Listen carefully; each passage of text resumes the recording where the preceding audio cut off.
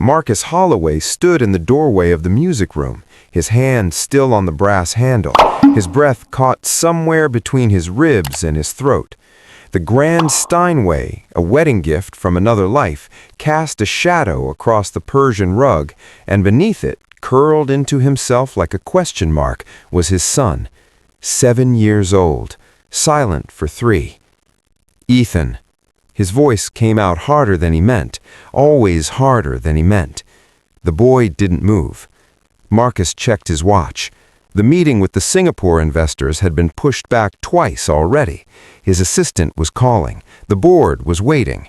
43 floors below, an empire ran on schedules he had built with his own hands, and here he stood, powerless before a child who would not look at him. "Ethan, you need to come out." Nothing. He stepped forward, dress shoes loud against hardwood, and the boy flinched, just slightly, just enough. Marcus stopped. He had hired specialists, therapists with degrees from universities that made other universities look modest, a developmental pediatrician who flew in from Boston twice a month. They used words like sensory integration and developmental trajectory and gave him binders full of strategies that felt like instructions for defusing a bomb. None of them had ever crawled under the piano. "Mr. Holloway?" The voice came from behind him, soft but clear. He turned. She stood in the hallway, the new maid. He couldn't remember her name. She wore the standard uniform, black dress with white trim, but her hands were empty. No duster, no supply caddy, just standing there like she had every right to witness his failure as a father. "I was told this room is off limits during work hours," he said. "Yes, sir." "Then why are you here?" She looked past him, toward the piano. "I heard something fall." "Nothing fell." "I heard something," she said again, quieter this time, and he realized she meant the boy. She had heard Ethan moving, somehow, from wherever she had been in this 14,000 square foot house. She had heard his son. Marcus felt something hot and sharp rise in his chest. "I'll handle this." "Of course, sir." But she didn't move. "That will be all," he said. She met his eyes then, just for a second, not defiant, not apologetic, just looking at him the way a person looks at another person when they both know something isn't working. Then she turned and walked away, her steps nearly silent on the marble. Marcus looked back at the piano, at the small shape beneath it, at the way Ethan's hands were pressed flat against his ears, fingers splayed wide.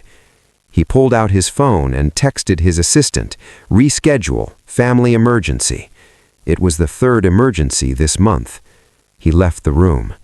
Behind him, in the stillness of the music room, Ethan's breathing slowed, his hands lowered just slightly, and somewhere in the house, the maid, whose name Marcus couldn't remember, stood in a supply closet with her eyes closed, listening to the sound of a child calming down alone. Her name was Maya Reeves, 34 years old, single mother, high school diploma, no references from wealthy families, no training from service academies, just 5 years at a nursing home in Riverside, and a spotless employment record that said more about her desperation than her qualifications. She needed this job the way a drowning person needs air. The agency was clear. The Holloway estate was a career maker.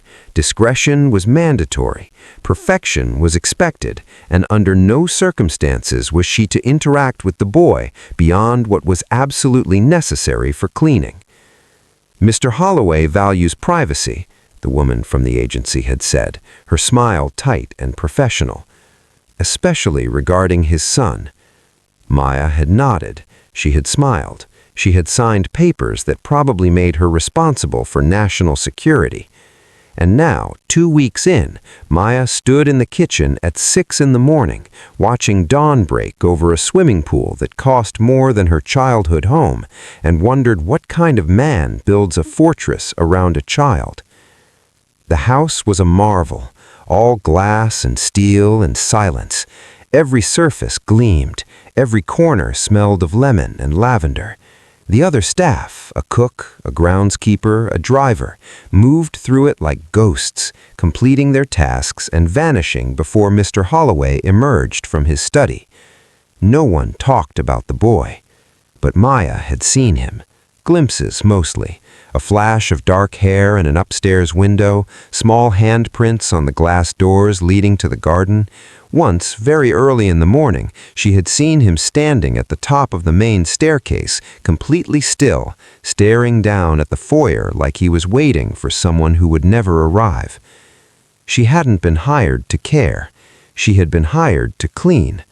But Maya had a daughter, Zoe, 9 years old, smart as lightning, currently living with Maya's mother in a 2-bedroom apartment 40 minutes away because Maya couldn't afford childcare on top of rent. And this job, this insane, isolating, impossibly demanding job, was her ticket to getting her baby back under the same roof. So she cleaned. She kept her head down. She followed the rules. Until the morning she heard the sound. It came from the music room, a room she was supposed to clean only on Tuesdays and Fridays, and only when the family was out. But it was Wednesday, and the sound was small and sharp, like something fragile hitting the floor. She shouldn't have gone. She went anyway. The boy was under the piano, and the moment she saw him, something in her chest went still and clear. She knew that position, that desperate, curled-in, make-the-world-smaller shape. Zoe used to do that when the lights were too bright, or the noise was too much, or someone at school said something that shattered her from the inside out. Before the diagnosis, before the therapy, before Maya learned that sometimes the kindest thing you can do is just sit nearby and be quiet. So when Mr. Holloway dismissed her from the music room, Maya didn't argue.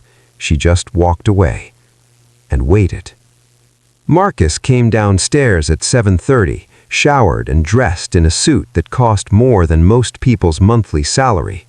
His hair was still damp, his jaw was tight. Maya was in the kitchen, wiping down counters that didn't need wiping. "Coffee?" she asked. He looked at her like he'd forgotten she existed. "Mrs. Chen, usually. She's running late, texted to say there's traffic." He nodded, said nothing, stood there like a man who had forgotten how to move through his own house. Maya poured him a cup, black. She had watched him drink it enough times to know. He took it without looking at her. "Thank you. You're welcome." He started toward the door, then stopped, turned back. "What's your name again?" "Maya, sir." "Maya," he said it like he was testing the weight of it. "You have children." The question surprised her. "A daughter, Zoe, she's 9. Does she—" He paused, looked away. He looked at Maya. She smiled and kept humming, and after a moment, Ethan reached down and picked up his fork himself. Marcus sat back down, his heart pounding. "How did you know to do that?" he asked when dinner was over and Ethan had gone upstairs. Maya was rinsing dishes, her hands moving in steady rhythm. "My daughter used to have meltdowns," she said, "bad ones, before we figured out what was happening, before we learned how to help her." "What was happening?" "Sensory processing disorder, related to autism, but not quite the same." She turned off the water, dried her hands. "She's doing better now, has strategies, accommodations at school, but it was hard for a while." "I didn't know." "Why would you?" She said it without judgment, just fact. Marcus leaned against the counter, exhausted in a way that had nothing to do with work. "What else don't I know?" he asked. Maya looked at him. "About Ethan?" "About anything." She was quiet for a moment. Then she said, "You know how to make money, you know how to build companies, you know how to win. But I don't know how to reach my own son." "You do," Maya said. "You're just reaching the wrong way." "What's the right way?" "Stop reaching. Start receiving." Marcus frowned. "I don't understand." "Ethan's trying to show you who he is. He's just not using the language you know." She gathered her bag from the counter. Learn his language, Mr. Holloway, not the other way around. She left through the side door, her car pulling away into the night. And Marcus stood in his perfect kitchen, in his perfect house, surrounded by everything he had worked for and nothing he needed, and wondered when he had forgotten how to be someone's father. That night, he couldn't sleep. He lay in bed, king-sized, memory foam, sheets with a thread count he couldn't remember, and stared at the ceiling. At 3 a.m., he got up, padded down the hallway in bare feet, stopped outside Ethan's door. The boy was asleep, curled on his side, one hand tucked under his pillow. His nightlight cast soft blue shadows across the walls. The room smelled like the lavender spray the last nanny had recommended before she quit. Marcus hadn't been in this room at night in months. There was always a reason, always a call, always a crisis, always an excuse. He sat down on the floor, his back against the wall, and watched his son sleep. Ethan's face in rest was peaceful. The tension he carried in daylight, the constant alertness, the careful watching, melted away in dreams. He looked like his mother. Marcus closed his eyes against that thought, but it came anyway. Rebecca had left when Ethan was 4, not because she didn't love him. She had loved him ferociously, but the diagnosis had come and the therapies had started, and Marcus had thrown himself into fixing it like it was a business problem that could be solved with enough money and the right experts. And Rebecca had looked at their son and then looked at her husband and said, "He doesn't need to be fixed, he needs to be loved." Marcus had argued that he did love Ethan, that everything he was doing was because he loved him. "No," Rebecca had said, her voice broken, "everything you're doing is because you're scared. There's a difference." She had tried to stay, had tried to make Marcus see, but he had been so sure he was right, so convinced that the answer was just one more specialist away, one more therapy technique away, one more breakthrough away. In the end, she had left with tears and an apology and a forwarding address in Portland. She still called, still sent presents, still loved Ethan from a distance, but she had been right. Everything Marcus had done was because he was scared, scared of failure, scared of not being enough, scared that if he stopped trying to fix Ethan, he'd have to admit that Ethan wasn't broken. And if Ethan wasn't broken, then Marcus's entire approach for the last 3 years had been wrong. He opened his eyes and looked at his sleeping son. "I'm sorry," he whispered. Ethan slept on, unaware and unreachable, lost in whatever dreams autistic children dream. And Marcus sat on the floor until dawn, keeping watch over the one person in the world he loved more than anything and understood less than nothing. Act 3. Transformation begins. The changes were small at first. Marcus started coming home at 6 instead of 8, then 5:30, then 5. His assistant stopped asking if he was feeling all right and started blocking out his evenings automatically. The board members muttered. The competitors sensed blood in the water. Marcus stopped caring. At home, he watched. He watched Ethan line up his toy cars by color, then by size, then by some pattern Marcus couldn't quite grasp. He watched Maya move through the house with the grace of someone who knew how to be needed without being intrusive. He watched the way Ethan's eyes followed her, tracking her movements from room to room. And he started to notice things, like how Maya always hummed when she worked, not loudly, just a low, constant sound that seemed to settle the air around her. Like how she never asked Ethan to look at her, never demanded his attention, just let him know where she was and what she was doing. "I'm going to vacuum the hallway now, Ethan. It'll be loud for a few minutes. You might want to go to your room if that bothers you." Simple, clear, respectful. Ethan usually went to his room, but sometimes he stayed, sometimes he watched her work, and sometimes, when she was done, he'd wander over and touch the vacuum cleaner, running his small hand over its smooth plastic surface. Maya never made a big deal of it, just let him explore, let him be curious. Once Marcus asked her, How do you know what to do? They were in the garden. Ethan was collecting rocks. Maya was deadheading roses, even though the gardener had already done it. She looked up. I don't, always. You seem like you do. I just try to imagine what I'd want if I were him. And what would you want? She thought about it. To be seen, not fixed, just seen. Marcus felt something in his chest tighten. I see him. Do you? She said it gently, not accusing, just asking.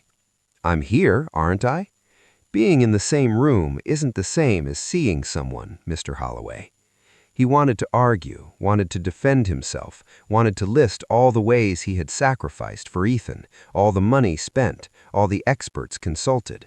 But Maya was already walking away, carrying her basket of dead flowers, and Ethan was showing him a rock, smooth, gray, ordinary, holding it up like it was a diamond. And Marcus realized he couldn't remember the last time he had really looked at what his son was trying to show him. He took the rock, held it, turned it over in his hand. It's beautiful, he said. Ethan smiled. It was small, it was brief, it was barely there, but it was a smile. Maya found out when she arrived at work the next morning and saw Marcus pacing in the kitchen like a caged animal. Mr. Holloway, are you all right? He spun toward her. CPS is coming. Today, 10 a.m. Her stomach dropped. What? Someone filed a report, said Ethan is being neglected. He laughed, sharp and bitter. Neglected? In a house with full-time staff and every resource money can buy? Maya set down her bag carefully. What did they say, exactly? They wouldn't tell me, just that they needed to do a home visit. He ran his hand through his hair. This is insane. I've done everything for him. Everything. I know. Then why? He stopped, looked at her. Unless you. The accusation hung in the air, unspoken but loud. Maya felt something cold settle in her chest. You think I reported you? I don't know. Did you? No. Because if you saw something you didn't like, if you thought I wasn't Mr. Holloway, her voice was steel. I did not call CPS. I would never do that without talking to you first. He stared at her. Then his shoulders sagged. I'm sorry. I'm not thinking straight. It's all right. It's not. He sat down heavily at the kitchen table. God, what am I going to do? Maya pulled out a chair and sat across from him. You're going to tell them the truth. You're going to show them Ethan's routine, his therapy schedule, his medical records. You're going to let them see that he's safe and cared for. And if that's not enough, it will be. You don't know that. No, she admitted, but I know Ethan is loved. That has to count for something. Marcus looked at her with something that might have been hope or might have been desperation. Will you stay when they come? I don't think that's... Please, I need... He stopped. Ethan trusts you. If they see that, if they see how he is with you... Maya wanted to say no, wanted to maintain the distance that had already grown dangerously thin. But she thought about Ethan, about what it would mean if he was taken from the only home he knew. I'll stay, she said. Jennifer Watts arrived at exactly 10 a.m. She was younger than Marcus expected, mid-30s maybe, professional suit, kind eyes that had seen too much. With her was a man who introduced himself as Dr. Martin Cole, a child psychologist who specialized in autism spectrum disorders. Marcus showed them in, his jaw tight, his hands clenched. Ethan was in the living room with Miss Palmer, working on a puzzle. That's my son, Ethan. Miss Watts made notes on her tablet. And who else lives in the household? Just the two of us. I have staff who come during the day. Can you provide a list? Of course. Dr. Cole approached Ethan slowly, carefully. Hello, Ethan. My name is Dr. Cole. Is it okay if I sit near you? Ethan didn't respond, didn't look up, just kept working on his puzzle. Miss Palmer stood. He doesn't typically engage with strangers. It's not personal. I understand. Dr. Cole sat, on the floor, a respectful distance away, and simply watched. Miss Watts continued her questions: routine, medical care, therapy, education, safety protocols. Marcus answered everything, provided documentation, showed receipts and schedules and treatment plans, and the whole time his heart pounded with a single question: who did this to us? "Can I see his room?" Miss Watts asked. Of course. They went upstairs. Marcus showed him Ethan's bedroom, organized, clean, filled with appropriate toys and books and sensory tools. "He sleeps well?" Miss Watts asked. "Most nights. And when he doesn't, I sit with him." It was a lie, or it used to be a lie, but in the past few weeks Marcus had actually started doing it. Miss Watts made more notes. They came back downstairs. Dr. Cole was still sitting near Ethan, who was still working on his puzzle. "He's very focused," Dr. Cole observed. "He likes patterns," Marcus said. "Most children with autism do," the doctor stood. "Mr. Holloway, can I ask, what's your typical daily interaction with Ethan?" The question was a trap. He could feel it. "I work during the day, but I'm home for dinner, and I spend time with him in the evenings." "What kind of time?" I watch him. He plays. Marcus felt the words crumble. "I'm learning how to be better at this." Better at what? At being his father. The honesty surprised everyone, including Marcus. Dr. Cole's expression softened. "That's a good start." And then Maya appeared in the doorway. "Excuse me, I have lunch ready if anyone's hungry." Miss Watts looked up. "And you are?" "Maya Reeves. I'm the house manager." House manager, not maid. Marcus felt a flash of gratitude. "How long have you worked here?" "About 2 months." "And how would you characterize Ethan's care?" Maya didn't hesitate. "He's well cared for. He has structure, routine, medical support. His father is trying very hard." "Trying suggests he's not succeeding?" "Trying suggests he's learning. That's what good parents do." Maya's voice was calm but firm. "No one's born knowing how to raise a child with complex needs. Mr. Holloway is doing his best." Miss Watts made notes. "Do you interact with Ethan regularly?" "Yes." "How does he respond to you?" "Well." "Can you be more specific?" Maya looked at Marcus. He nodded. "He trusts me. He shows me his drawings. He stays near me when I work. Sometimes he hums with me." Dr. Cole's head came up. "He vocalizes?" "Not words, but sounds. Happy sounds." "How often?" "A few times a week now. It's increasing." Dr. Cole and Miss Watts exchanged a look. "Can you show us?" Miss Watts asked. Maya walked into the living room, knelt near Ethan, not too close, started humming softly while she straightened a stack of books. For a long moment, nothing happened, and then Ethan looked up. He looked at Maya, and he hummed back. It was soft, it was brief, it was beautiful. Dr. Cole's eyes widened. "How long has he been doing this?" "A few weeks," Maya said. "And before you arrived?" "I don't know. You'd have to ask Mr. Holloway." All eyes turned to Marcus.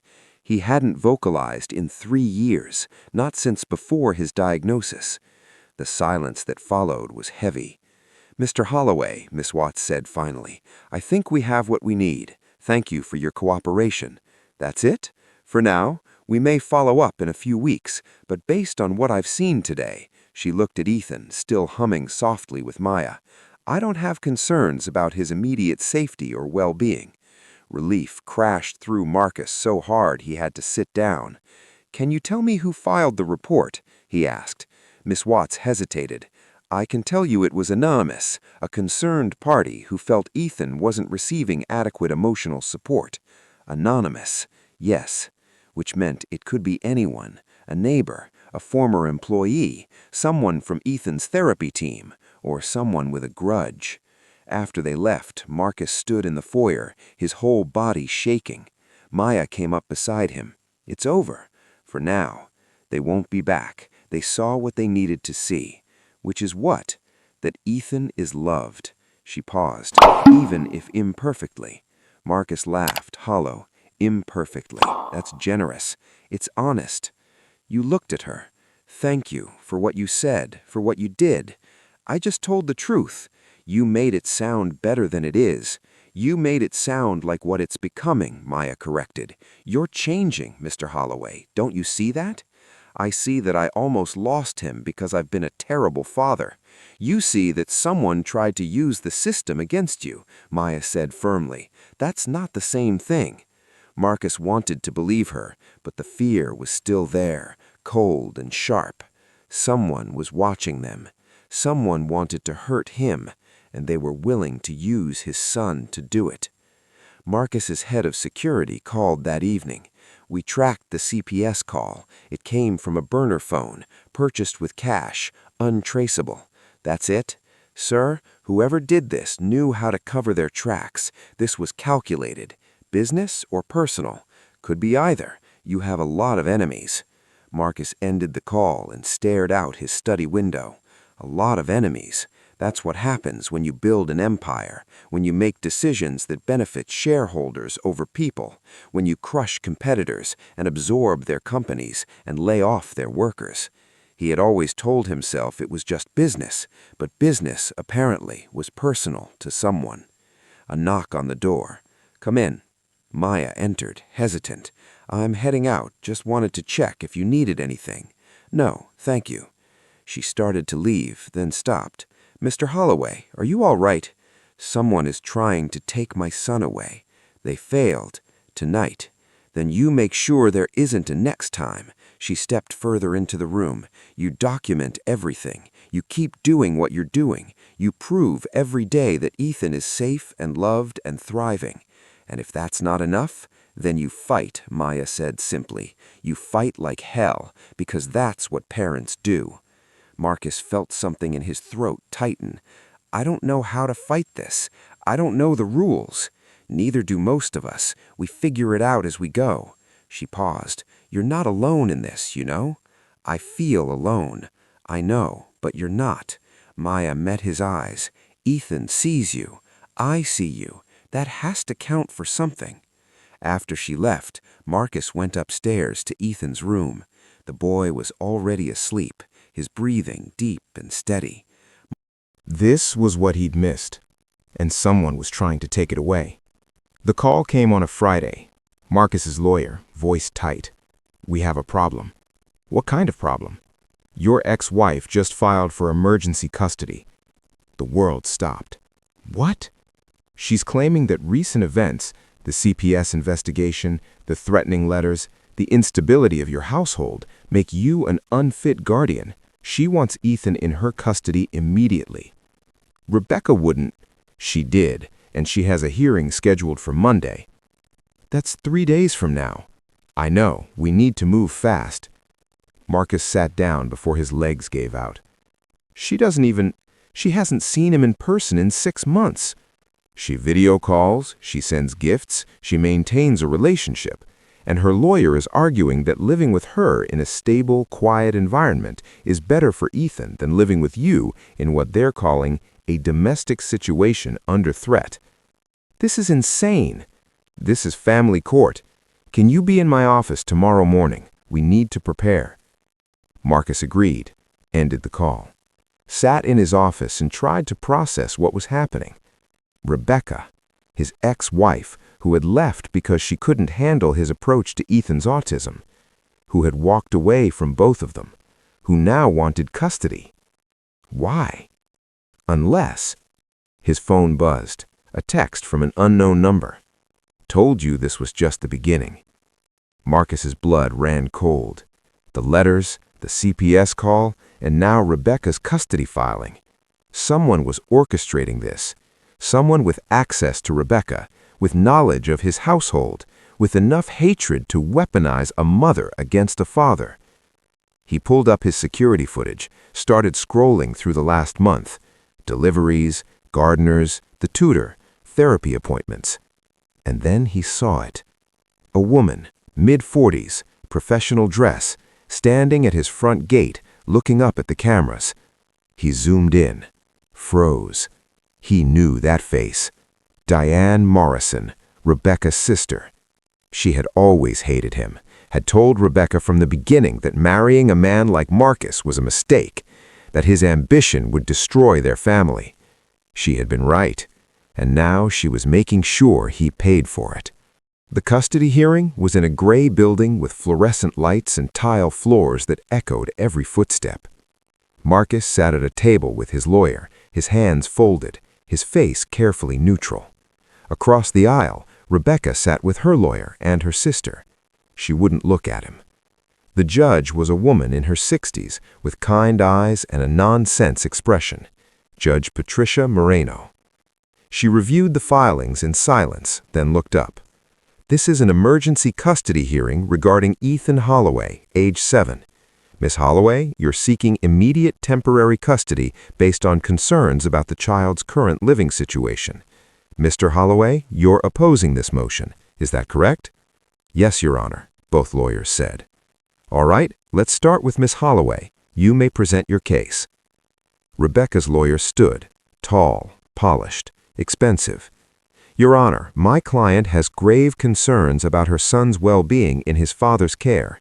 In the past month alone, there has been an investigation by Child Protective Services, a documented pattern of threatening correspondence targeting the household, and the introduction of live-in domestic staff whose background and qualifications are questionable at best."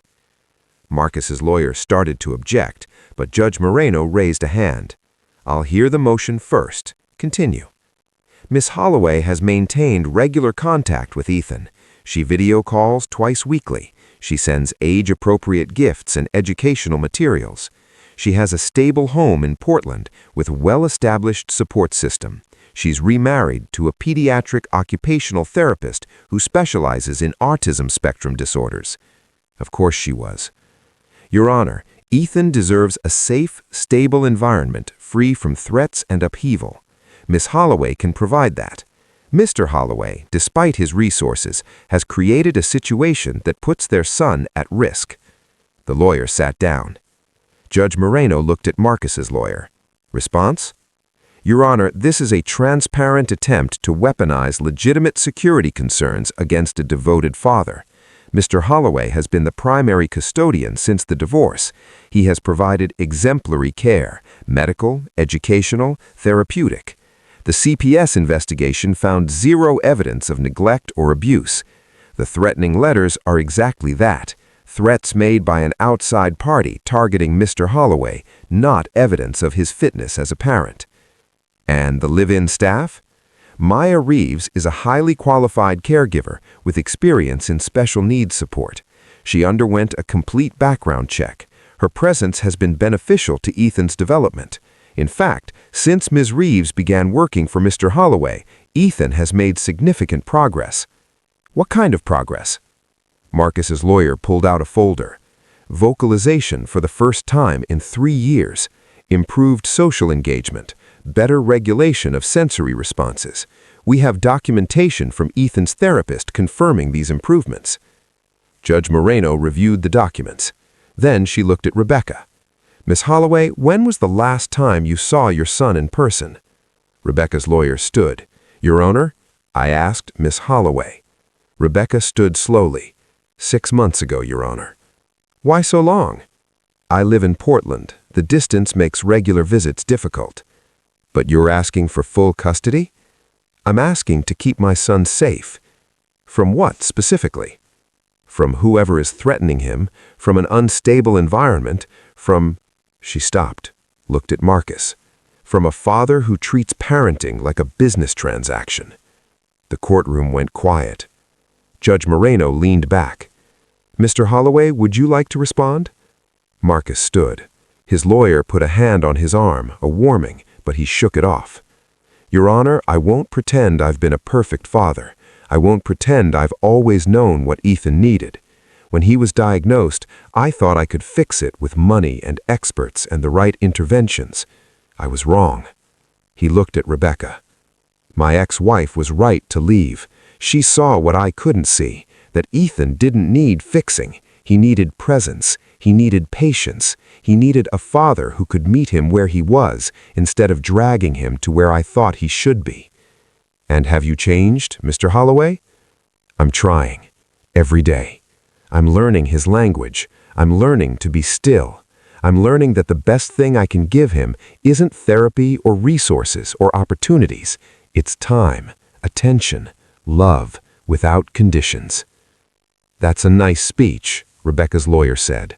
But this court deals in facts, not sentiments. The fact is, Mr. Holloway's household is under threat. The fact is, a woman he barely knew 2 months ago is now living on his property and acting as a de facto caregiver. The fact is, a voice said from the back of the courtroom, Ethan is thriving. Everyone turned. Maya stood in the doorway. She wore a simple dress and flats, no makeup, hair pulled back. She looked terrified and determined in equal measure. Judge Moreno frowned. And you are? Maya Reeves, Your Honor. I work for Mr. Holloway. I care for Ethan. Ms. Reeves, you understand this is highly irregular. Yes, Your Honor. And you're willing to testify under oath? Yes, Your Honor. All right, bailiff, swear her in. Maya raised her right hand, and then she sat in the witness chair and looked out at the courtroom with the calm of someone who had already decided this was worth whatever came next. Ms. Reeves, tell me about Ethan. Maya took a breath. He's 7 years old. He has autism. He doesn't speak with words, but he communicates in other ways. He hums when he's happy. He organizes things when he's anxious. He draws to show you what he's feeling. He's incredibly smart, incredibly sensitive, incredibly brave. How long have you known him? 2.5 months. And in that time, what have you observed about his care? At first, I saw a father who was doing everything right on paper and everything wrong in practice. Mr. Holloway provided everything Ethan needed to survive, but he hadn't figured out what Ethan needed to thrive. Rebecca's lawyer stood. Your Honor, this witness is clearly biased. Sit down, Judge Moreno said. I'll decide what's relevant. Continue. But then something changed. Mr. Holloway started coming home earlier, started paying attention to the small things, started learning Ethan's patterns instead of trying to change them, and Ethan responded. He started humming, started showing affection, her voice caught, started acting like a child who feels safe. Why do you think that changed? Because Mr. Holloway stopped trying to fix his son and started trying to know him. Judge Moreno made notes. Ms. Reeves, you're aware of the threatening letters. Yes, Your Honor. Does that concern you? Of course it does. But removing Ethan from his home because someone else is behaving badly, that's punishing the child for someone else's cruelty. Ms. Holloway argues that her home would be safer. Safer from an unknown threat, maybe, but less safe emotionally. Ethan has a routine, a home, a father who's finally learning to be present. Taking him away from that would be devastating. You seem very invested in this family, Ms. Reeves. I am, Your Honor. Why? Maya was quiet for a moment. Maya would be in the kitchen cooking dinner, not because she had to. She had quietly transitioned from housekeeping to something more like family management, a role that was harder to define but impossible to quantify. How was your day? She'd ask, and Marcus would tell her, really tell her, about the merger falling through or the product launch or the difficult conversation with the board. And she'd listen, ask questions, see connections he'd missed. You're wasted as a maid, he told her once. I'm not a maid anymore, she pointed out, haven't been for a while. Then what are you? She thought about it. A friend, I hope. You are. You really are. But they both knew it was more complicated than that. There was care between them, respect, something tender and uncertain that neither of them quite knew how to name. They didn't rush it, didn't force it, just let it exist in the space between employee and employer, between gratitude and something deeper. Ethan noticed. Children always notice. One evening after dinner, he brought Marcus and Maya each a drawing. They were identical, 2 tall figures and 2 small ones, all holding hands. Is this us? Maya asked gently. Ethan nodded. All of us? Another nod.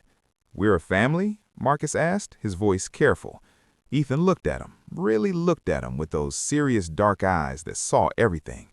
And he smiled, not his small, tentative smile, his real smile, the one that lit up his whole face.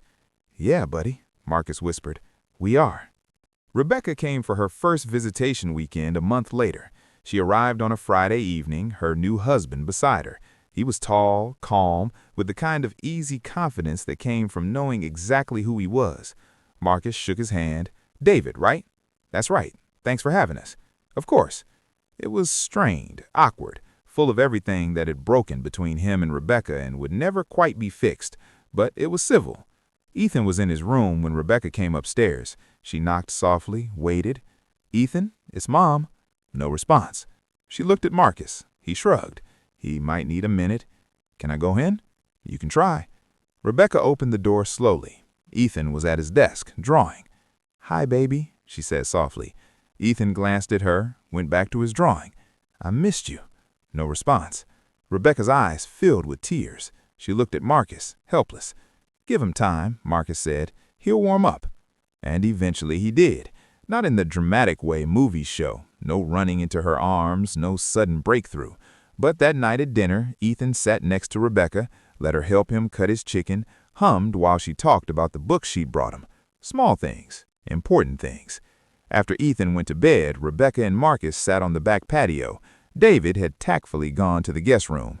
He seems good, Rebecca said. He is good. I'm sorry for the custody thing. Diane convinced me that you were... She stopped. I should have called you first, should have talked to you instead of trying to take him. You were trying to protect him. I was trying to punish you. Her voice was thick. For being better at this than I thought you could be. For figuring out what I couldn't teach you. Marcus was quiet for a moment. You were right, he said finally, about everything. About me treating it like a business problem. About Ethan not needing to be fixed. You were right, and I didn't listen. Are you listening now? I'm trying.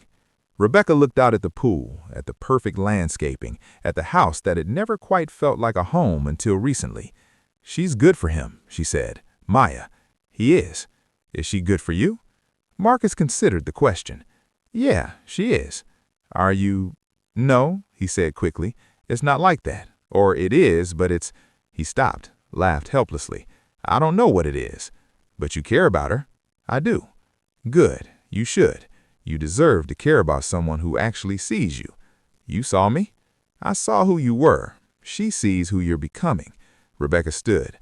That's different. That's better. She went inside, and Marcus sat alone in the dark, thinking about the woman who loved him first and the woman who might be learning to love him now, and wondering how he'd gotten so lucky to be seen by either of them. The breakthrough, if you could call it that, happened on an ordinary Tuesday. No fanfare, no dramatic build-up, just Ethan at breakfast, Maya humming while she packed Zoe's lunch, Marcus reading the paper. Normal, domestic, easy. And then Ethan said, more. Marcus's head snapped up. Maya froze. Zoe gasped. Did he just... More, Ethan said again, pointing to his orange juice. His voice was quiet, a little rough from disuse, but it was there, real, undeniable. Marcus felt his eyes burn, his throat close. Maya covered her mouth with her hand, tears spilling over. More juice? She asked shakily.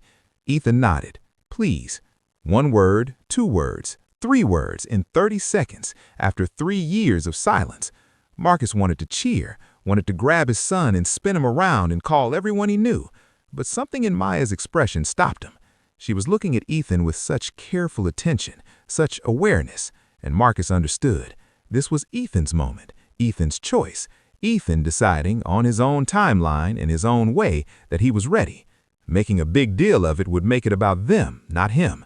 So Marcus just smiled, poured more juice, set it in front of his son. Here you go, buddy. Ethan drank, hummed, went back to his waffles like he hadn't just rewritten the universe. And Marcus looked at Maya across the table and saw his own joy reflected back at him. They had waited. They had listened. They had given Ethan time and safety, and he had come back to them. Not because they forced him, because he wanted to. That night, after the kids were asleep, Marcus found Maya in the guest house. She was sitting on her small porch, a cup of tea in her hands, looking up at the stars. Can I join you? She glanced over, smiled. Of course. He sat in the chair beside hers. They didn't speak for a while. Then Maya said, He talked today. He did. You didn't make a big deal of it. I wanted to, but you didn't. She looked at him. You're learning. I had a good teacher. Maya laughed softly. I don't know about that. I do. Marcus leaned forward, elbows on his knees. Maya, I need to tell you something. Her expression shifted, cautious. Okay. When you walked into that courtroom, when you stood up and spoke for Ethan, for me, he stopped, started again. No one has ever done that for me before, fought for me, risked something that mattered for my sake. Marcus, let me finish. He looked at her, really looked at her with the new intensity that was becoming familiar. I know what we are. Employee and employer doesn't fit anymore. Friends feels like it's not enough. I'm not good at this, at feelings, at saying what I mean. You're doing fine. I care about you, he said, more than I should, more than is probably appropriate, and I don't know what to do about that. Maya was quiet for a long time. I care about you too, she said finally, about Ethan, about what we've built here. She set down her tea. But I'm scared. Of what? Of this not being real, of it just being gratitude or convenience or proximity, of waking up one day and realizing we've built something on the wrong foundation. What would be the right foundation? Honesty, respect, actual choice, not just circumstance. She looked at him. Marcus, you're my employer. I live on your property. My entire life depends on this job. That's not exactly equal footing. So what do? We're careful. We're patient. We give this time. She smiled. You're good at patience now. Only because you taught me. Then trust that I'm teaching you now too. We don't rush this. We don't force it. We just see what it becomes. Marcus nodded. It wasn't the answer he wanted, but it was the answer he needed. Okay, he said. We'll wait. Thank you. They sat together in the quiet dark, not touching, but connected, and Marcus thought about all the ways his life had changed in 4 months. The walls he'd built had crumbled. The distance he had maintained had closed. The man he had been had transformed into someone he barely recognized, but was starting to like. And it all started with a maid who wasn't really a maid, and a son who had been teaching him all along. He'd just been too proud to learn. 6 months later, Marcus sold his company. Not all of it, just enough to step back, to let someone else be CEO while he stayed on the board. His lawyer thought he was insane. His accountant tried to talk him out of it. His ex-business partner called him at 2 a.m. and shouted for 20 minutes about loyalty and vision and betrayal. Marcus let him finish. Then he said, I'm choosing my son. That's my vision now, and hung up. The money from the sale set up a trust for Ethan, paid off Maya's mother's house in Arizona, funded a scholarship program for children with autism and their caregivers, and bought Marcus time. Time to be home for dinner every night. Time to learn the names of Ethan's therapists and what they were actually working on. Time to help Zoe with her volcano project and discover that he was actually pretty good at science experiments. Time to sit with Maya on the back patio and talk about everything and nothing until the stars came out. His life got smaller. It felt infinite. Ethan's vocabulary grew slowly. Some days he said 20 words, some days he said 2. It didn't matter. What mattered was that he was choosing to speak, choosing to connect. Dad, he said one morning. Marcus looked up from his breakfast. Yeah, buddy. Love you. 3 words. Simple, clear, devastating. Marcus crossed the kitchen in 3 strides, knelt, pulled his son into his arms. I love you too, so much.